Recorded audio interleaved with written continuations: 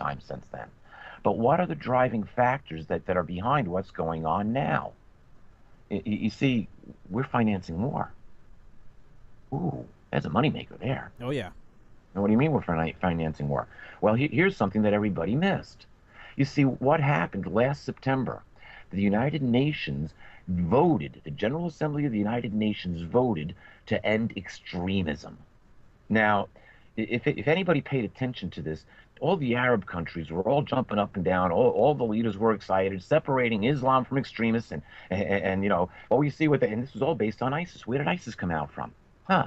ISIS came on the scene after the 10 Days of Mandela, and we got the 10 Days of Mandela after Comet ISON, the greatest comet that never appeared in a civilization's lifetime, was obviously destroyed.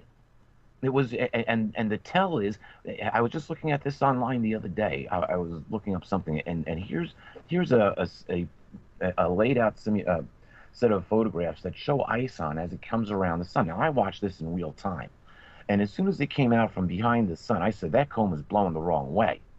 It's supposed to be blowing 90 degrees away from the sun, no matter where it's located, and it's blowing at 45. What's going on here? You know, this thing is supposed to be pointing the direct opposite of the sun, no matter where it's traveling. And here, the thing's making a 45-degree turn. What's going on here? Why is the coma of the comet blowing to the left when it should be blowing straight out? So you're saying they blew it up? It disappeared, didn't it? It did. No, you're right. It did. I remember it just vanished. I remember. And what day was that? Oh, that was Hanukkah, the first day of Hanukkah. And what did we get instead of Comet ISON? The 10 Days of Mandela, the night of Malta, subject to the Pope, or in servitude of the Pope, and subject to the Vatican, the man who died twice, the first time on June 26th and the second time on December 5th. What, are you kidding me? And that whole thing lasts 10 days, which is tied into a lunar alignment of the Voortrekker Monument. Go look that one up, which is in South Africa. And it's he gets interned the day before the alignment, and the lunar alignment with the Voortrekker Monument also matches where Comet ISON would have been on December 16th. And when all the Mayan folks turned around and went back and said, oh, why didn't it happen on December 21st? They said, oh, because we forgot to carry the 0 year. It should have been December 16th.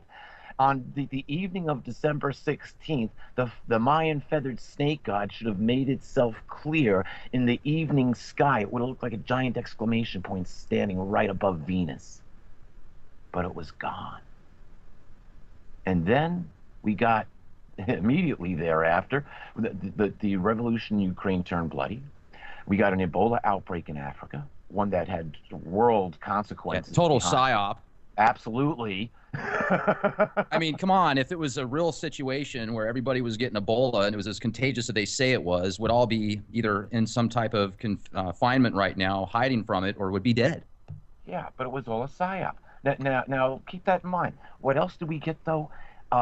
It didn't happen in the month of December. It happened on the 3rd of January, that all of a sudden this little-known group called ISIS reared its nasty head and became the enemy of the entire world, and since then has expanded throughout the Middle East and Africa. Well, and let's talk about hotspots. You know, Peter, you know this better than most people. Let's talk about ISIS and who's funding them, who they really are, because every other article that you read in the conspiracy realms or even in a lot of the mainstream media now is talking about how ISIS is the biggest threat and they've got briefcase nukes and we've really got to watch out for them because they're going to go through the Mexican border and get us in our sleep. Hey, but you know, I just wanted to shift gears because I know, Rex, you wanted to talk about Jade Helm, and I think that's probably definitely something that we need to cover here tonight. Just want to remind you folks that we will be taking a break at the bottom of the hour. So, Peter, what is your thoughts on ISIS? Do you think it is a major problem? Or is it just... here's the thing about ISIS. There's a little-known fact, and it's amazing. I wound up reporting on this September 10th. Trust me, September 10th, 2014. I was like, where's this ISIS thing coming from? Because when Hillary Clinton was still Secretary of State, she made a statement saying that the rebels in Syria would be well funded. And I'm like, really? I won't say the second word, but whatever. And those words have just stuck in my brain. So when this whole ice now, when you look at the podium at the 10 Days of Mandela, you see a phoenix rising from a pyramid. Interesting, a symbol of ISIS.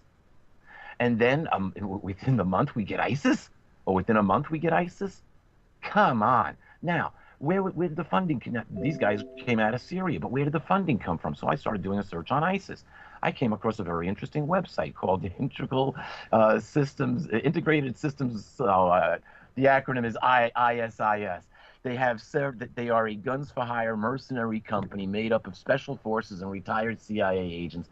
They have a office. They have offices all around the world, but they have an office at 1700 Pennsylvania Avenue in the Ronald Reagan building, literally across from the White House. I started talking about this and posting it. Go ahead.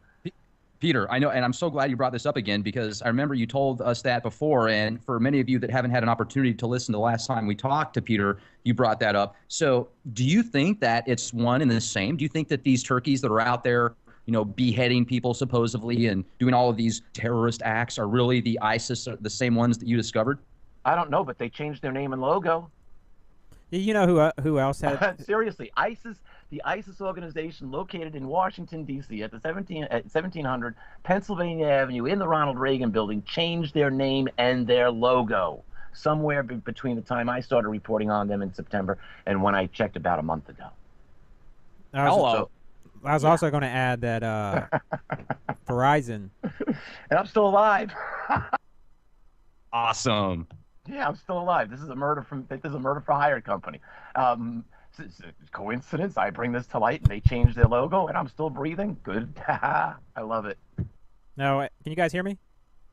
Yes, sir. Okay, I was just going to bring up Verizon Wireless also had a pay system that they also named ISIS, and they changed it too.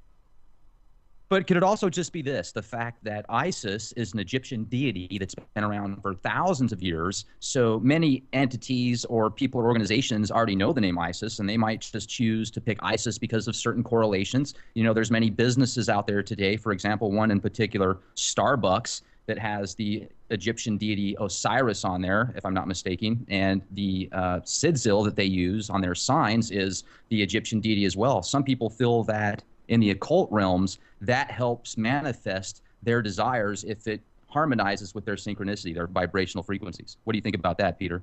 I chose my God. My God's Yahweh. Yahweh is the zero dimension which controls every other dimension within the multiverse. It's not some alien or interdimensional God wannabe. So they chose their gods. Let's go back to the Exodus of Egypt. This was a battle between Yahweh and the gods of Egypt. I'm glad you brought that up.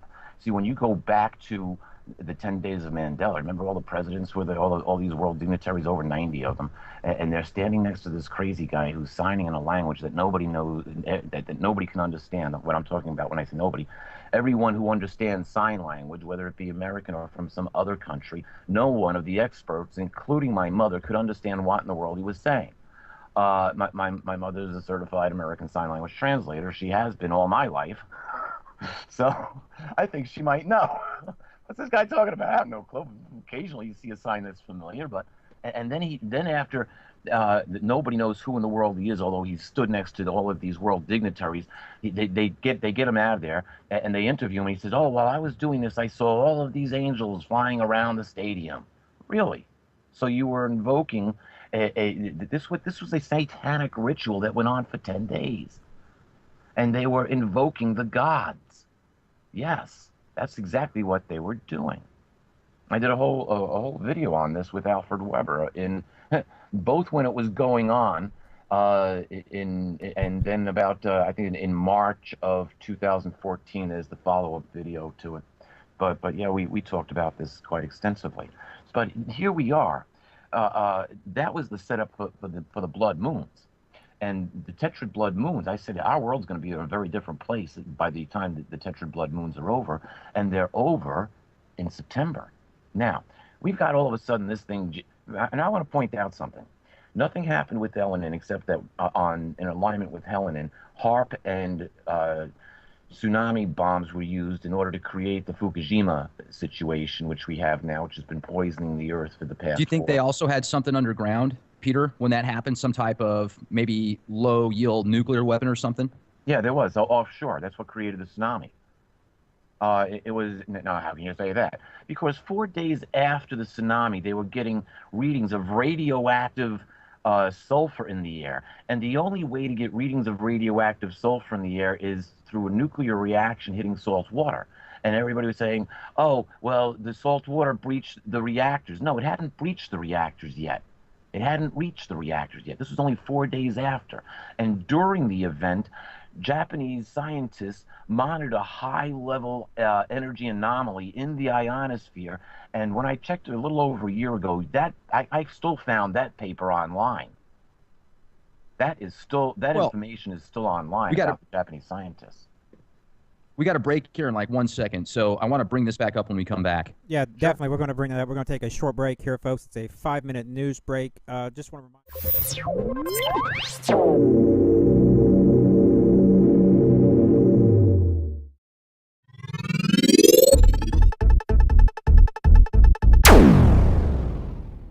time since then. But what are the driving factors that are behind what's going on now? You see, we're financing war. Ooh, there's a moneymaker there. Oh, yeah. Now, what do you mean we're financing war? Well, here's something that everybody missed. You see, what happened last September? The United Nations voted, the General Assembly of the United Nations voted to end extremism. Now, if anybody paid attention to this, all the Arab countries were all jumping up and down. All the leaders were excited, separating Islam from extremists, and you know, what we see with it, and this was all based on ISIS. Where did ISIS come out from? ISIS came on the scene after the 10 Days of Mandela, and we got the 10 Days of Mandela after Comet ISON, the greatest comet that never appeared in a civilization's lifetime, was obviously destroyed. It was, and the tell is, I was just looking at this online the other day. I was looking up something, and here's a laid out set of photographs that show ISON as it comes around the sun. Now, I watched this in real time, and as soon as it came out from behind the sun, I said, that cone is blowing the wrong way. It's supposed to be blowing 90 degrees away from the sun, no matter where it's located, and it's blowing at 45. What's going on here? You know, this thing is supposed to be pointing the direct opposite of the sun, no matter where it's traveling. And here, the thing's making a 45-degree turn. What's going on here? Why is the